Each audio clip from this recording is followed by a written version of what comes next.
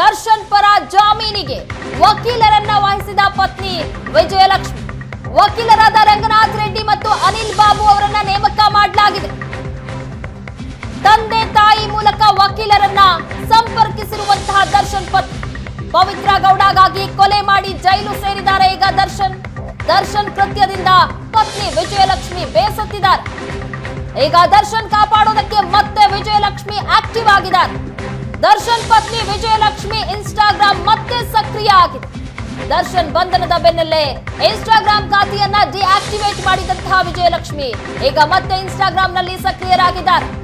ಈಗ ಲಾಯರ್ಗಳನ್ನ ಸಹ ನೇಮಕ ಮಾಡಿದ್ದಾರೆ.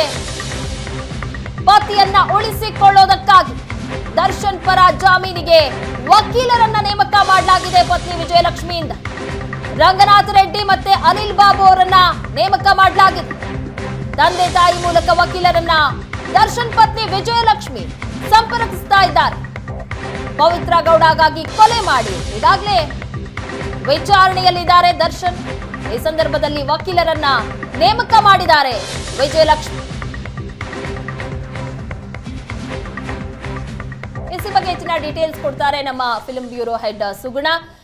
ಈಗ ದರ್ಶನ್ ಪತ್ನಿ ವಿಜಯಲಕ್ಷ್ಮಿ ಅವರೇ ದರ್ಶನ್ ಪರವಾಗಿ ವಾದವನ್ನ ಮಾಡೋದಕ್ಕೆ ವಕೀಲರನ್ನ ನೇಮಕ ಮಾಡಿದ್ದಾರೆ. ಹೇಗಾದ್ರೂ ಮಾಡಿ ಪತಿಯನ್ನ ಉಳಿಸಿಕೊಳ್ಳುವಂತಹ ಪ್ರಯತ್ನಕ್ಕೆ ಈಗ ಕೈ ಹಾಕ್ತಾ ಇದ್ದಾರೆ ಅಂತ ಕಾಣಿಸುತ್ತೆ. ಹೆಚ್ಚಿನ ಡೀಟೇಲ್ಸ್ ಕೊಡೋದಾದ್ರೆ ನೋಡೋದಾದ್ರೆ ಬಹಳ ಹಿಂದಿನಿಂದಲೂ ಕೂಡ ದರ್ಶನ್ ಏನೇ ಸಮಸ್ಯೆಗಳಲ್ಲಿ ಸಿಲುಕಿದ್ರು ಕೂಡ ಪತ್ನಿ ಅನ್ನಿಸ್ಕೊಂಡವಳು ಬಿಡಲ್ಲ ಅಂತ ಹೇಳ್ತಾರಲ್ಲ ಸಾಮಾನ್ಯವಾಗಿ, ಅದೇ ರೀತಿ ಯಾವತ್ತೂ ಕೂಡ ದರ್ಶನ್ ಏನೇ ಸಮಸ್ಯೆಯಲ್ಲಿ ಪಾಲ್ಗೊಂಡ್ರು ಕೂಡ ಏನೇ ಸಿಕ್ಕಾಕೊಂಡ್ರು ಕೂಡ ವಿಜಯಲಕ್ಷ್ಮಿ ದರ್ಶನ್ ಅವರ ಬೆನ್ನಿಗೆ ನಿಂತು ಅವರನ್ನ ಕಾಪಾಡ್ತಾರೆ ಅನ್ನುವಂಥದ್ದು. ಎಷ್ಟೋ ಸಾರಿ ದರ್ಶನ್ ಅವರನ್ನ ಹೊಡೆದಾಗ್ಲೂ ಕೂಡ ಮನೆಯಲ್ಲಿ ಪ್ರಾಬ್ಲಮ್ಸ್ ಆದಾಗೂ ಅವರು ಕಂಪ್ಲೇಂಟ್ ಅನ್ನ ಕೊಡೋಕೆ ಹೋಗಿ ಮತ್ತೆ ಹಿಂದಕ್ಕೆ ತಗೊಂಡು ಅಂತ ಸಂದರ್ಭಗಳು ಬಹಳ ಆಗಿದೆ. ದರ್ಶನ್ ಇತ್ತೀಚೆಗಷ್ಟೇ ಮೈಸೂರಲ್ಲಿ ಅವ್ರಿಗೆ ಆಕ್ಸಿಡೆಂಟ್ ಆದಾಗ ಡಿವೈಡರ್ಗೆ ಹೊಡೆದು ಅವರ ಕೈ ಮುರ್ಕೊಂಡಿದ್ರಲ್ಲ, ಆಗ ಕೂಡ ರಾತ್ರೋರಾತ್ರಿ ಅವರಿಗೆ ವಿಷಯ ತಿಳಿದಿದ ತಕ್ಷಣ ಅವರು ಮೈಸೂರಿಗೆ ಹೋಗಿ ಹಾಸ್ಪಿಟಲ್ಗೆ ಹೋಗ್ತಾರೆ. ನಂತರ ಈಗ ಕೇಸ್ ನಡೀತಾ ಇದೆ ರೇಣುಕಾಸ್ವಾಮಿ ಕೊಲೆ ಪ್ರಕರಣದಲ್ಲಿ ದರ್ಶನ್ ಮತ್ತು ಅವರ ಆಪ್ತೆ ಪವಿತ್ರ ಗೌಡ ಇಬ್ರು ಕೂಡ ಜೊತೆಗೆ 15 ಮಂದಿ ಬಂಧಿತರಾಗಿದಾರಲ್ಲ. ಇಂಥ ಸಂದರ್ಭದಲ್ಲೂ ಕೂಡ ದರ್ಶನ್ ಅವರ ಬೆನ್ನಿಗೆ ನಿಂತು ಅವರನ್ನ ಕಾಪಾಡ್ಕೋಬೇಕು ಅಂತ ಹೇಳಿ ವಕೀಲರನ್ನ ಅವರೇ ನೇಮಿಸಿದ್ದಾರೆ. ಅವರೇ ವಕಾಲತ್ತು ವಹಿಸೋ ಹಾಗೆ ಎಲ್ಲವನ್ನ ನೋಡ್ಕೊಳ್ತಾ ಇರುವಂತದ್ದು. ಹಾಗೆ ವಿನೀಶ್ ದರ್ಶನ್ ಈಗಾಗಲೇ ದರ್ಶನ್ ಮಗ ಏನಿದ್ದಾರೆ ಅವರು ಕೂಡ ಫಾದರ್ಸ್ ಡೇ ದಿವಸ ಅಪ್ಪನನ್ನ ಮಿಸ್ ಮಾಡ್ಕೊಳ್ಳೋದಾಗಿ ಒಂದು ಪೋಸ್ಟ್ ಅನ್ನ ಕೂಡ ಹಾಕಿದ್ರು ಭಾವನಾತ್ಮಕವಾಗಿ.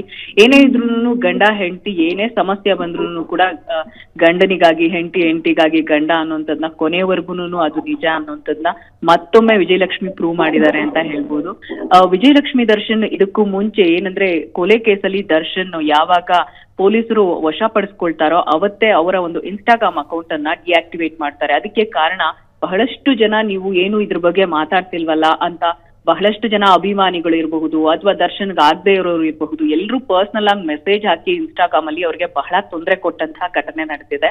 ಅಲ್ಲದೆ ದರ್ಶನ್ ಅವರು ಕೊಲೆ ಕೇಸಲ್ಲಿ ಪೊಲೀಸರು ಅರೆಸ್ಟ್ ಮಾಡಿದ್ದು ಕೂಡ ಅವ್ರಿಗೆ ಬಹಳ ಡಿಸ್ಟರ್ಬ್ ಆಗಿತ್ತು.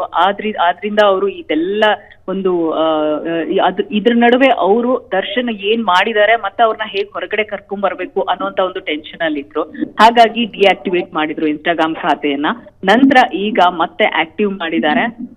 ಅದ್ರ ಮುಖ್ಯ ಕಾರಣ ಏನು ಅಂತ ಗೊತ್ತಿಲ್ಲ. ಬಹುಶಃ ಮಾಧ್ಯಮಗಳ ಮುಂದೆ ಬಂದು ದರ್ಶನ್ ಏನು ಮಾಡಿಲ್ಲ ಅನ್ನೋದ್ರ ಬಗ್ಗೆ ದರ್ಶನ್ ಪರವಾಗಿ ಏನಾದ್ರು ಮಾತಾಡ್ತಾರಾ ಅಂತ ಕೂಡ ಅದರ ಸೂಚನೆಯ ಇದು ಅಂತಾನೂ ಕೂಡ ಎಲ್ರೂ ವೆಯ್ಟ್ ಮಾಡ್ತಾ ಇದ್ದಾರೆ. ಯಾಕಂದ್ರೆ ವಿಜಯಲಕ್ಷ್ಮಿ ದರ್ಶನ್ ಇಲ್ಲಿವರೆಗೂ ದರ್ಶನ್ ಕೊಲೆಯ ಕೇಸ್ ಬಗ್ಗೆ ಮಾತನಾಡ್ಲಿಕ್ಕೆ ಇಲ್ಲಿವರೆಗೂ ಮಾಧ್ಯಮಗಳ ಮುಂದೆ ಬಂದಿಲ್ಲ. ಹಾಗೆ ಅವರ ಸೋಷಿಯಲ್ ಮೀಡಿಯಾದಲ್ಲೂ ಕೂಡ ಯಾವುದೇ ಒಂದು ಪೋಸ್ಟ್ ಅನ್ನು ಕೂಡ ಹಾಕಿಲ್ಲ ದರ್ಶನ್ ಪರವಾಗಿ ಆಗ್ಲಿ ವಿರೋಧವಾಗಿ ಆಗ್ಲಿ.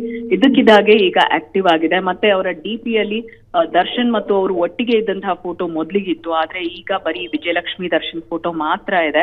ಆದ್ರೂ ಕೂಡ ಅವರು ಈಗ ಮತ್ತೆ ಆಕ್ಟಿವ್ ಆಗಿರೋದು ಬಹಳಷ್ಟು ಅನುಮಾನಗಳಿಗೆ ಕಾರಣ ಆಗಿದೆ. ಮತ್ತೆ ಏನಾಗಬಹುದು, ಯಾಕೆ ವಿಜಯಲಕ್ಷ್ಮಿ ದರ್ಶನ್ ಮತ್ತೆ ಆಕ್ಟಿವ್ ಆದ್ರು ಸೋಷಿಯಲ್ ಮೀಡಿಯಾದಲ್ಲಿ, ಮತ್ತೆ ಏನಾದ್ರು ಪೋಸ್ಟ್ ಹಾಕಬಹುದಾ ದರ್ಶನ್ ಪರವಾಗಿ ಅನ್ನುವಂಥದ್ದು ಕೂಡ ಎಲ್ರಿಗೂ ಅನುಮಾನ ವ್ಯಕ್ತವಾಗ್ತಿರೋದು. ಹಾಗೆ ಇತ್ತೀಚೆಗೆ ಅವರು ವಿಜಯಲಕ್ಷ್ಮಿ ದರ್ಶನ್ ನೇಮಿಸಿರುವಂತಹ ವಕೀಲರು ವಿಜಯಲಕ್ಷ್ಮಿ ದರ್ಶನ್ ಪರವಾಗಿ ಮಾತಾಡಿದ್ರು. ಹೌದು, ನಮ್ಮನ್ನ ನೇಮಿಸಿರುವಂತದ್ದು ವಿಜಯಲಕ್ಷ್ಮಿ ದರ್ಶನ್ ಅವರೇ ಅನ್ನುವಂಥದ್ದನ್ನ ಅನಿಲ್ ಬಾಬು ಅವರು ಹೇಳ್ತಾರೆ. ಜೊತೆಗೆ ಎಲ್ಲೂ ಕೂಡ ಪವಿತ್ರ ಗೌಡ ದರ್ಶನ್ ಅವರ ಎರಡನೇ ಪತ್ನಿ ಅಂತೂ ಖಂಡಿತ ಅಲ್ಲ ಅನ್ನೋದನ್ನ ಬಹಳ ಕ್ಲಿಯರ್ ಆಗಿ ಸ್ಪಷ್ಟಪಡಿಸಿದ್ರು ಭಾವನಾ. ಥ್ಯಾಂಕ್ ಯು ಸುಗುಣ ನಿಮ್ಮೆಲ್ಲ ಡೀಟೇಲ್ಸ್ಗಾಗಿ.